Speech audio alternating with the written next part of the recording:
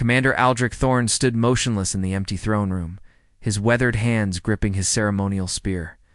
The massive chamber that once buzzed with courtiers and advisors now echoed with only his steady breathing. Dust motes danced in the pale moonlight streaming through stained glass windows, each depicting the glorious victories of emperors long dead.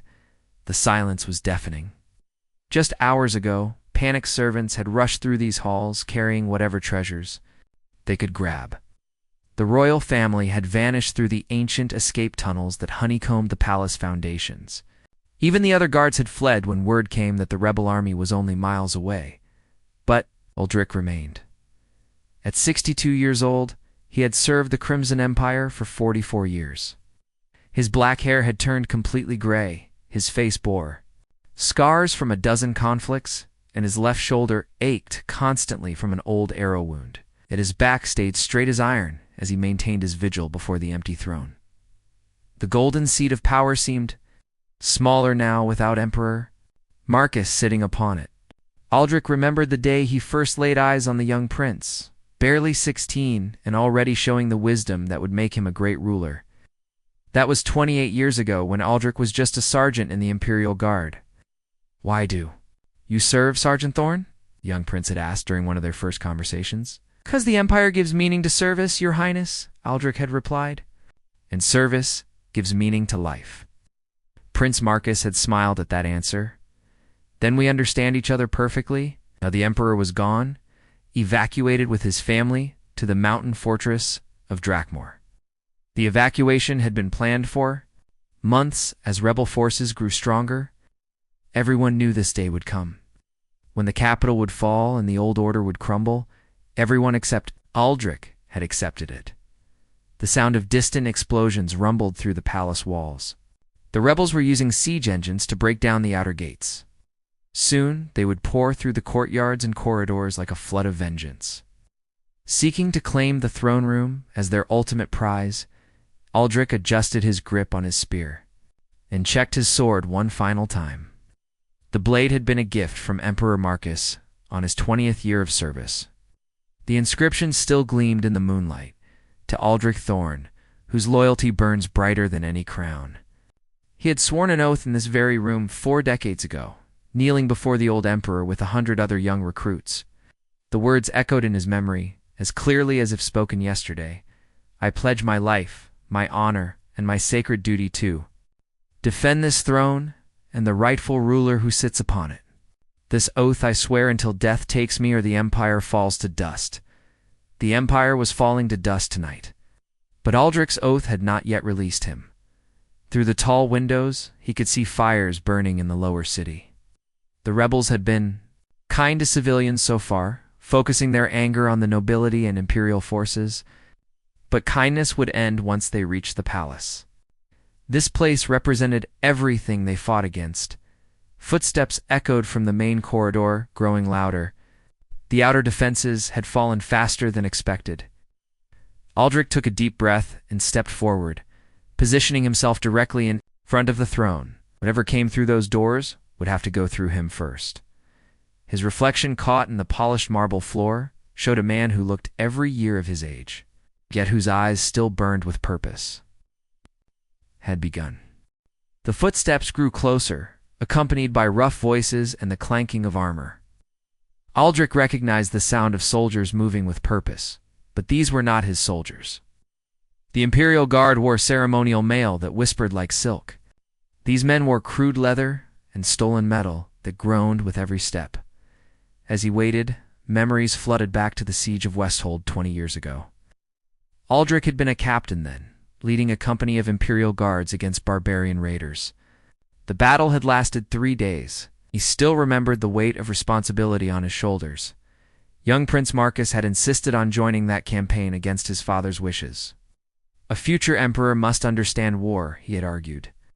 Aldrich had been assigned as his personal protector, a duty that nearly cost both their lives. On the second day of siege, barbarian infiltrators had broken into their command tent while the prince slept. Aldrich awoke to steel flashing in the darkness. Without hesitation, he threw himself between the attackers and the prince, taking a vicious cut across his ribs. "Why did you do that?" Prince Marcus had asked later. As field surgeons stitched the wound, you could have died. Because some things are worth dying for, Your Highness, Aldrich had replied. And protecting the future of the Empire is one of them. The prince had grown quiet then, studying his protector's face in the candlelight. Hope I prove worthy of such loyalty, Captain. You already have, my lord, just by caring enough to ask. That conversation had forged a bond between them that lasted through Marcus's coronation, his marriage, the births of his children, and countless crises of leadership. Emperor Marcus had never forgotten the guard who bled for him, and Aldrich had never regretted spilling that blood. The throne room doors burst open with a thunderous crash. Torchlight flooded in as a dozen rebels stormed through, weapons ready. They stopped short when they saw the lone figure standing before the throne, as still as a statue. "Where is everyone?" demanded their leader, a scarred man with arms like tree trunks. "Where are the guards?" "The servants?" Gon Aldrich replied simply, not moving from his position. "And you stayed? Why?" The rebel leader seemed genuinely puzzled. "I swore an oath." The rebels laughed, but their laughter held no humor. They had expected a fight, armed resistance, desperate nobles barricaded behind furniture. Instead, they found one old man with gray hair and tired eyes who spoke of oaths as if they still mattered.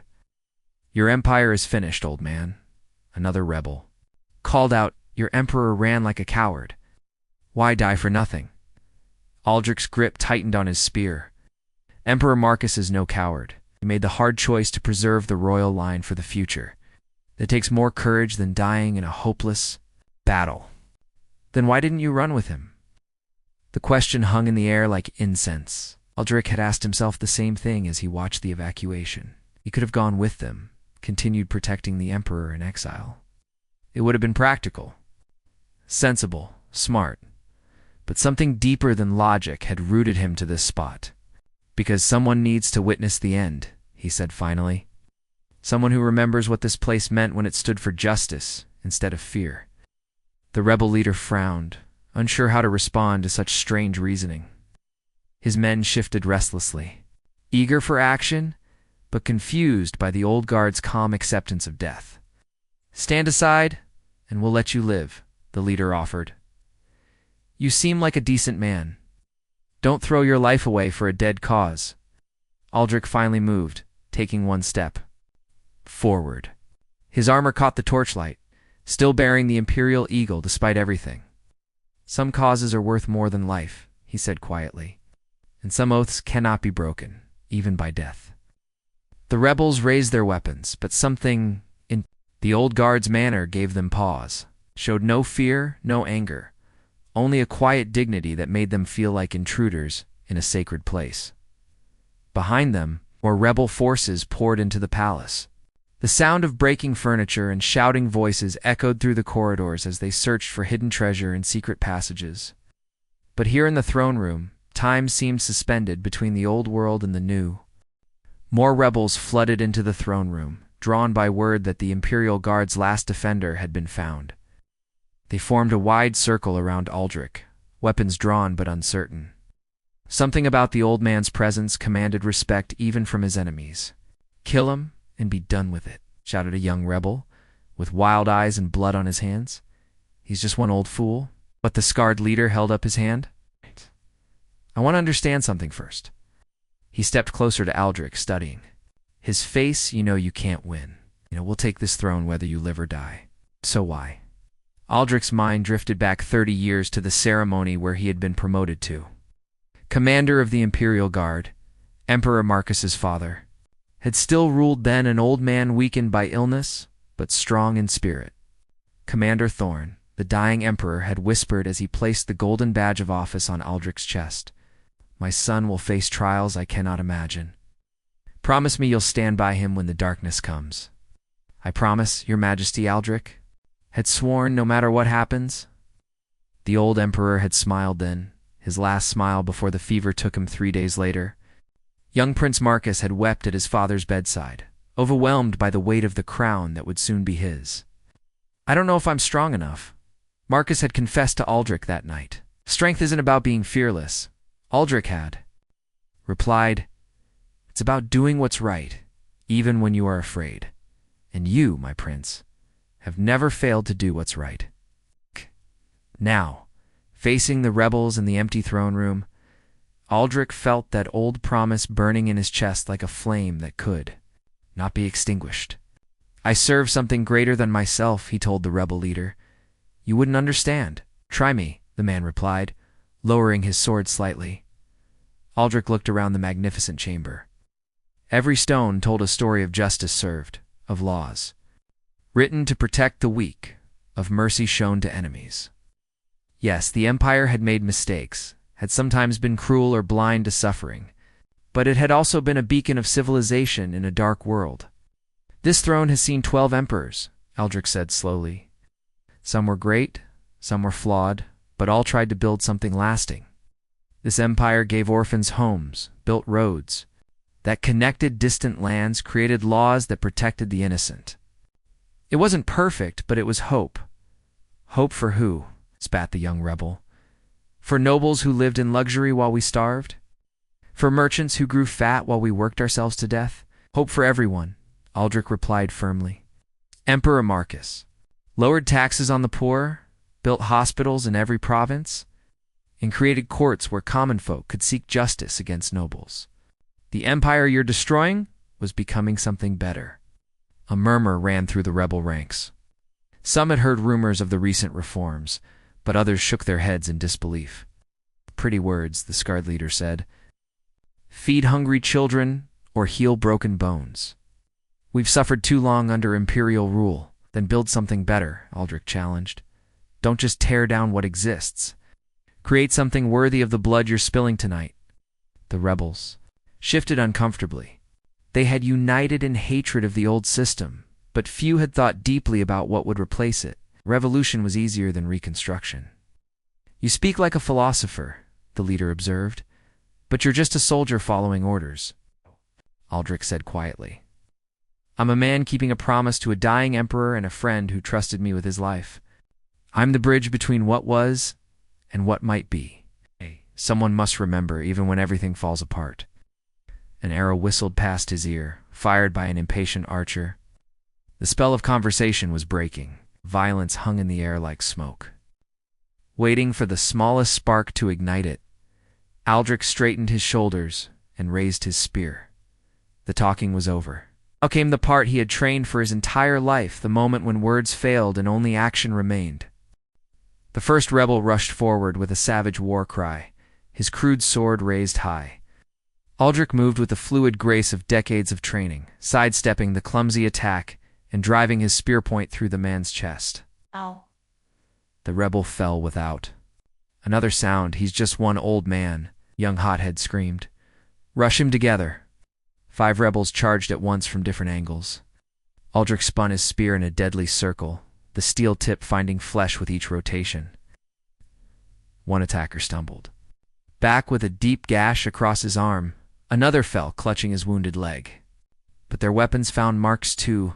A sword opened a cut along Aldrich's jaw. Another pierced his side just below his armor. Blood ran warm down his ribs, but he felt no pain yet. That would come later, if there was a later. Adrenaline and purpose carried him forward. The rebels pulled back, breathing hard and eyeing their fallen comrades. They had expected an easy victory over an aging soldier, not this display of lethal skill. "Who trained you, old man?" The scarred leader asked with grudging respect.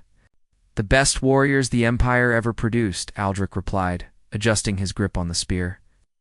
"Men who understood that skill without honor is worthless, and honor without skill gets you killed." As he spoke, his mind traveled back to his early training under Master Sergeant Corvin, a veteran of the Northern Wars. Corvin had been harder than winter iron, demanding perfection in every movement, every stance, every breath. Fighting isn't about anger, Corvin had taught him during brutal practice sessions. Anger makes you stupid. Fighting is about clarity, purpose, and accepting death as a possibility so you can focus on life. Young Aldrich had struggled with those lessons, letting frustration cloud his judgment. But gradually he learned to find the calm center that all great warriors possess.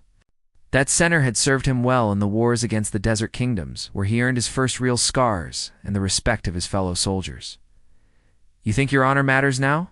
taunted one of the rebels. "Look around you. Your empire is ash. Your emperor fled like a coward." "My emperor made the hard choice," Aldrich corrected, his voice steady despite his wounds. "He preserved the royal line so that one day, when this madness ends, proper rule can return." "That's not cowardice, that's wisdom," the young rebel spat.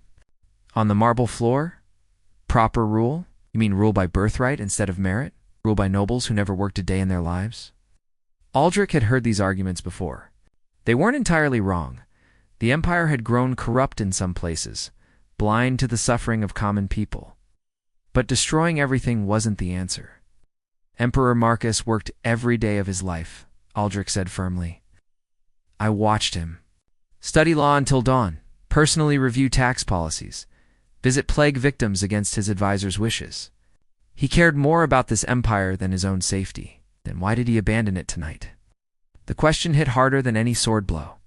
Aldrich had wondered the same thing as he watched the evacuation. Why stay and die when he could live to serve? Another day. But he knew the answer. Someone had to bear witness to the end. Someone who remembered the empire's better moments had to stand against its destruction, even symbolically. History would judge what happened here tonight, and history needed an honest witness. "He didn't abandon it," Aldrich said quietly. "He entrusted its memory to me." The rebels exchanged glances, unsure how to respond to such unwavering conviction. They had come expecting to find cowering nobles or desperate guards begging for mercy. Instead, they faced a man who seemed to welcome death as long as it came with honor intact. "Last chance, Commander," the scarred leader warned. "Step aside, and we'll let you walk away. Stay, and you die here alone." Aldrich planted his spear firmly against the marble floor and straightened to his full height. "I am not alone," he said. With quiet certainty, "I stand with every emperor who sat on this throne, every guard who died protecting it, and every citizen who believed in what it represented. That is company enough for any man's final battle."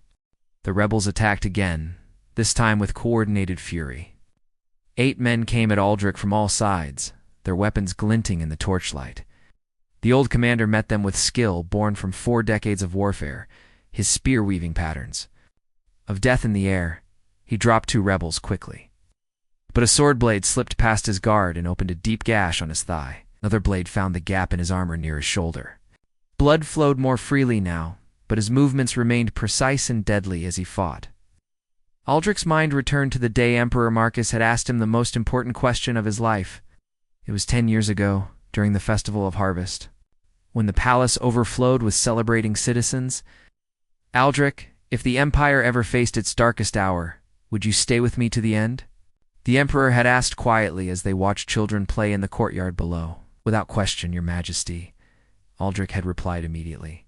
Even if staying meant certain death, even if fleeing meant you could serve again another day, Aldrich had considered the question seriously before answering. "There are different kinds of service, my lord. Sometimes the greatest service is showing that some things cannot be conquered, even by death." Emperor Marcus had nodded slowly. "I pray we never face that test, old friend. But if we do, I'm glad you'll be the one to face it." Now that test had come. The rebels pressed their attack, but Aldrich gave ground slowly, making them pay for every step with blood. His spearwork was artistry painted in crimson, each thrust calculated and precise despite his wounds. A young rebel with desperate eyes lunged forward, and Aldrich's spear took him through the heart. As the boy fell, Aldrich saw his own younger self in that face, angry, certain of his cause, willing to die for his beliefs. "You fight well for a dead man," the scarred leader admitted, breathing hard from the combat. "I fight well because I know what I'm fighting for," Aldrich replied, wiping blood from his eyes. "Do you?" The question gave the rebels pause. They had united against imperial rule, but what came after victory? Who would sit on this throne tomorrow? What laws would govern the people? What would prevent their revolution from becoming just another form of tyranny? "We fight for freedom," one rebel shouted, but his voice lacked conviction. "Freedom to do what?" Aldrich pressed. To starve in different ways, to be ruled by different masters. Freedom without order becomes chaos, and chaos serves no one but the strong. More rebels poured through the doors, attracted by the sounds of battle. Aldrich counted at least 20 now, far too many for one wounded man to defeat. But defeat had never been his goal, only to stand witness and make them remember that some people fought for more than personal gain. His left arm hung useless now, pierced by a rebel spear. Blood loss was making him dizzy, but he kept his feet. Through will alone. The throne behind him seemed to glow in the torchlight, as if the spirits of past emperors were watching his final stand. "You're dying anyway," the scarred leader pointed out. "Why not die with dignity instead of defiance?" "Because defiance is dignity," Aldrich replied, switching his spear to his right hand.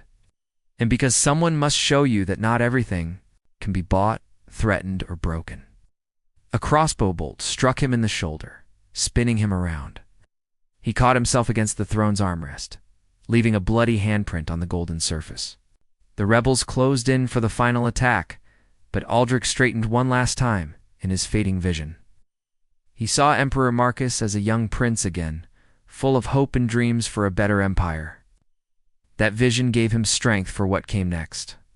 Aldrich sank to one knee, using his spear to keep himself upright. Blood pooled beneath him on the ancient marble, each drop a testament to his unwavering loyalty. The rebels surrounded him now, but something had changed in their expressions. The mockery was gone, replaced by something approaching. "You could have been one of us," the scarred leader said quietly. "A man with your skills, your experience. You could have used someone like you, and betray everything I've stood for." Aldrich's voice was weak but clear. "Some prices are too high to pay, even for life itself." Through the tall windows, dawn was beginning to break over the capital city. Pink light touched the stained glass, painting rainbow patterns across the throne room floor. Aldrich had stood his watch through the entire night. Just as he had promised 44 years ago, he thought of Emperor Marcus and his family. Hopefully safe now in the mountain fortress. The emperor's young son would grow up in exile, but perhaps one day he would return to reclaim this throne. When that day came, there would be stories of the guard who never abandoned his post. "What's your name, old man?" asked a rebel woman with graying hair and kind eyes, so we can tell others how. "You died, Commander Aldrich Thorn," he replied with pride. 44 years in service to the Crimson Empire, last watch of the Imperial Guard. The woman nodded respectfully. "You've earned an honorable death, Commander. Any last words?" Aldrich looked up at the empty throne, remembering all the good emperors who had sat there, all the wise decisions made in this room, all the hope it had represented for millions of people across the empire. "Tell them," he whispered, his strength finally failing. "Tell them that not everyone forgot what honor means. Tell them that some oaths cannot be broken, even when empires fall." His spear clattered to the floor as he collapsed, but his eyes remained fixed on the throne until the very end. The last watch was over. The rebels stood in silence for several minutes, looking down at the body of the man who had chosen death over dishonor. Even his enemies could not deny the courage he had shown. "Bury him with his spear," the scarred leader ordered finally. "He earned that much." "What about the throne?" someone asked. The leader looked at the golden seat, somehow diminished now. After witnessing Aldrich's sacrifice, "Burn it," he said, "along with everything else that represents the old ways." But as flames consumed the palace that night, the story of the last watch spread through the rebel ranks. Some who heard it began to question what they were building on the empire's ashes. Others remembered that revolution without honor was just another form of tyranny. Years later, when Emperor Marcus's son finally returned to reclaim his birthright, he found a monument where the old palace had stood. Carved in black stone were simple words. Here stood Aldrich Thorn, the last watch, who showed that some oaths transcend death itself. The young emperor knelt before that monument and swore his own oath to build a new empire worthy of such sacrifice, where honor mattered more than power and service meant more than personal gain. In death, Commander Aldrich Thorn had achieved what he could never accomplish in life. He had planted seeds of honor in the hearts of his enemies, and those seeds would grow into a better world than either the old empire or the rebellion could have created alone.